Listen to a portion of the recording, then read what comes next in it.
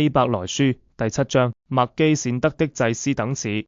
這麥基洗德就是撒冷王，又是至高神的祭司，本是長遠為祭司的。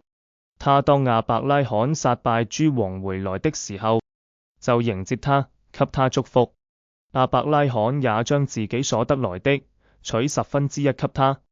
他頭一個名翻出來就是仁義王，他又名撒冷王，就是平安王的意思。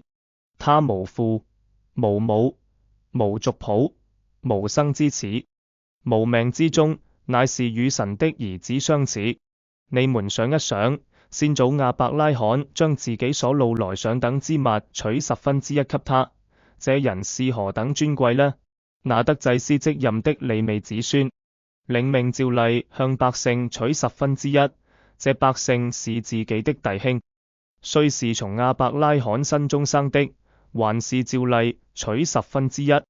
獨有麥基洗德，不與他們同譜，到收納亞伯拉罕的1/10，為那蒙應許的亞伯拉罕祝福。從來位分大的給位分小的祝福，這是駁不倒的理。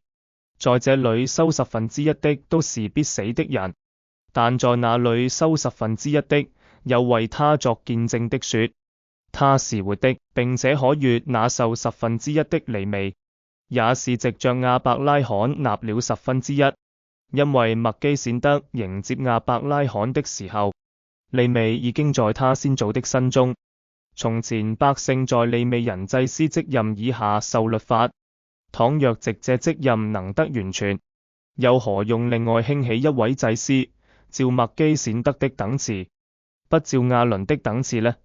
祭司的職任既已更改，律法也必須更改，因為這話所指的人本屬別的支派，那支派裏從來沒有一人伺候祭壇。我們的主分明是從猶大出來的，但這支派摩西並沒有提到祭司。倘若照麥基洗德的樣式，另外興起一位祭司來，我的話更是顯而易見的了。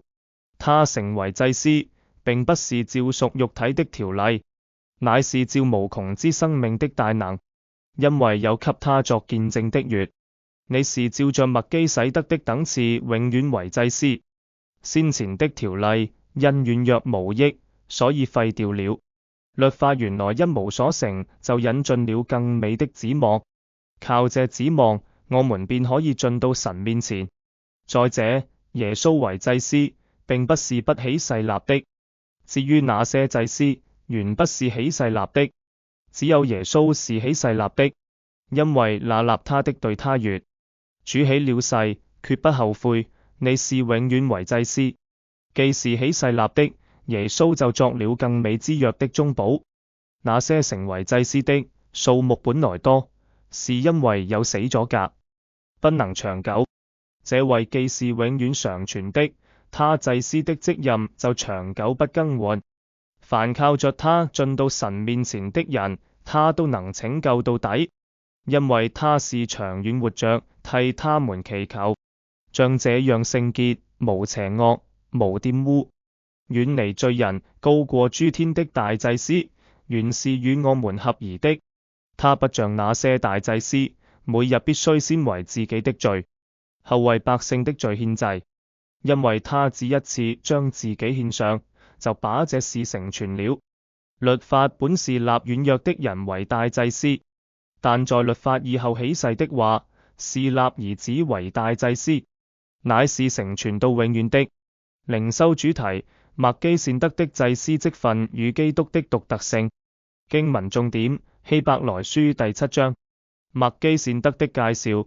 作者介紹了麥基洗德，他是撒冷王及至高神的祭司，沒有記載其父母、出生和死亡，這象徵住他祭司身份的獨特性和永盛。這讓我們思考耶穌基督作為祭司的獨特地位。麥基洗德的祭司職分。麥基洗德接受亞伯拉罕的奉獻，顯示出他在信仰歷史中的重要地位。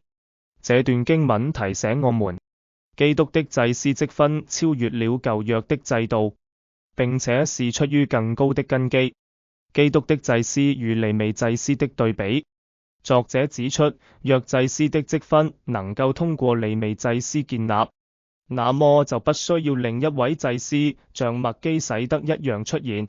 這強調了基督的祭司地位是全新的，並且是基於神的旨意。新約的優越性，基督的祭司職分是基於無限的生命，與利未祭司的短暫性形成鮮明對比。這提醒我們，基督是我們真正的擁護者，並且的救恩是永的。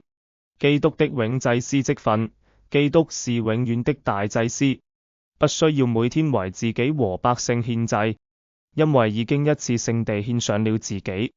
這是對我們得救的確據，也是我們信仰的根基。禱告，親愛的天父，感謝你賜予我們耶穌基督作為我們的祭司，讓我們能夠藉住來到你面前，求你幫助我們明白的祭司職分，並在生活中活出對的感恩與信靠。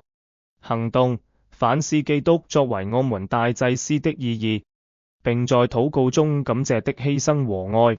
願希伯來書第7章幫助我們更深地理解基督的祭司職分，以及在我們生命中所扮演的關鍵角色，並使我們在信仰中更加堅定。